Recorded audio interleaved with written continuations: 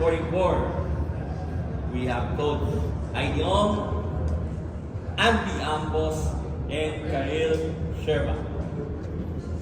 Coach Heidi, congratulations for this first victory. It's a very different team right now without Tantoy and Nikki, but these two girls performed well. Your thoughts about your first game? I think we have to correct our turnovers. Dami pa rin. May mga first game jitters pa rin. We started parang kiti-kiti, very excited. It's all unforced turnover. So hopefully the next games medyo maremedyohan namin yung mga turnovers. Thank you. To Andy, you had 13 points, 13 rebounds, and 8 steals, and 1 assist and 1 block. So, ano mga sabi mo? Is this your first game sa UAP? No. Anyway, ano mga sabi mo na, yun nga, nawala sila Tantoy at si Nikki, pero ito, you give it a time to shine. What can you say na about your performance? Una po, binigay ko lang po talaga yung best ko sa loob ng court. Nag-stick lang ako sa kung ano sinasabi ni Coach. Kasi sinabi niya sa amin na before that, dati pa na wala na si Aditoti at Tantoy na kailangan namin mag-step up as a big kasi kailangan kami sa game. Kaya yun lang po yung kung ano sasabihin lang, yun lang, bigay lang po talaga yung bigay ng best.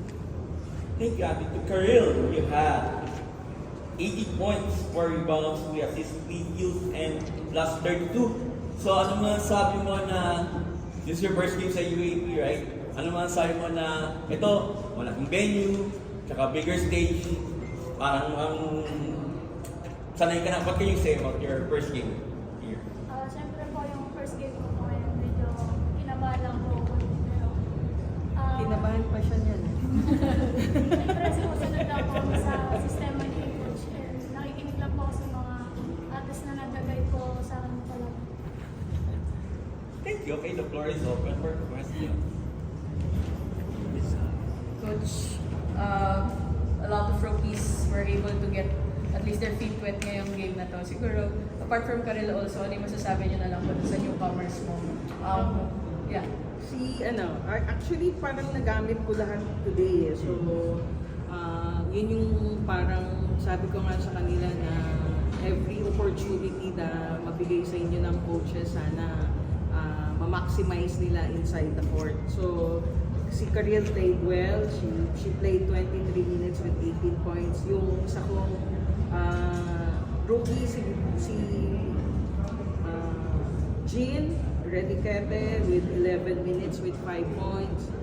Pineta also 6 minutes. So, I think, yun nga sinabi ko before pa ng season 87, yung mga papasok na mga rookies is part of the rotation, and binibigyan natin sila ng pagkakataon to gel with the team. Abi, para sa'yo, isa ka na sa mga mas matatanda talaga sa team bukod sa tatlong seniors. Siguro, ano na lang yung naging mindset mo na, yun nga, parang bukod sa scoring, of course, na nawala kay Tantoy and Nikki, parang pati yung leadership din sa court. Ano yung, paano mo nag-adjust dun sa bagong role na isa ka na sa mga ate sa team? Sa akin lang po, nagsingit na lang po sa akin na ay wala na si Ate Cody. Kailangan po talagang mag-step up. Kailangan sa loob ng court na may leadership since madami marubi sa amin at mga kailangan pang makasabi. Karil, yun yung sabi mo kanina, medyo kinabahan ka. Tapos, nung mga first few touches mo sa bola, pinapasa mo eh. Pero when you started shooting your shots, kumbaga lumabas na yung tuloy na laro mo. Siguro ano na lang yung nagbago during that first quarter na naisip mo na kaya ko na to, kahit first game ko to sa UAE. Naniwala ko lang po sa coaches na may tiwala sa akin na huwag matakot na mag-score.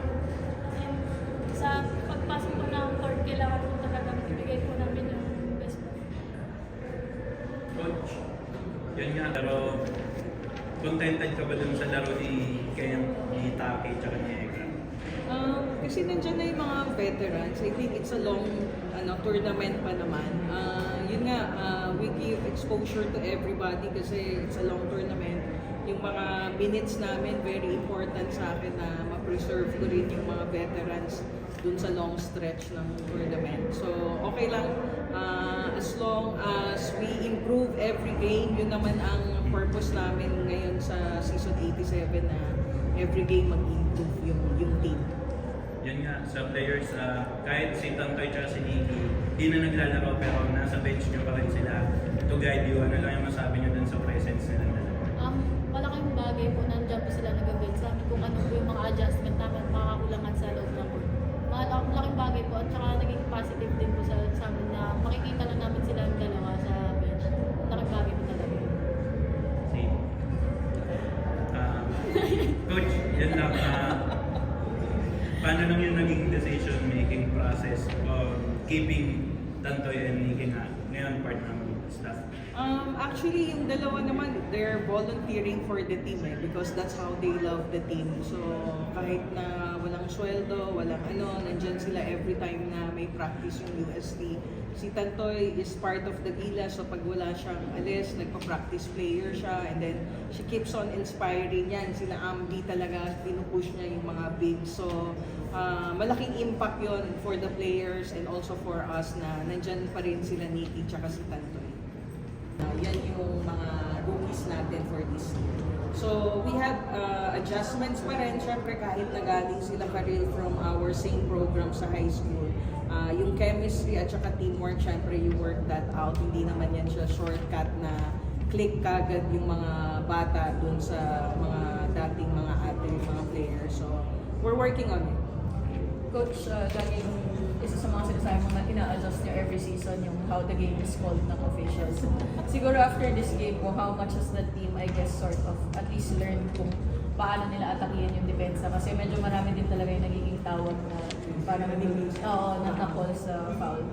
I think throughout the season, kailangan talaga they should be smarter dun sa mga calls ng mga referee. So, pagka kunyari napansin na nila this referee calls na medyo manipis, kailangan alam na nila itong referee na to medyo makapal. So, I think yun ang tinuturo namin din sa kanila, not only just playing, di ba, that kailangan medyo na-analyze nila and be smart dun sa mga calls ng referee.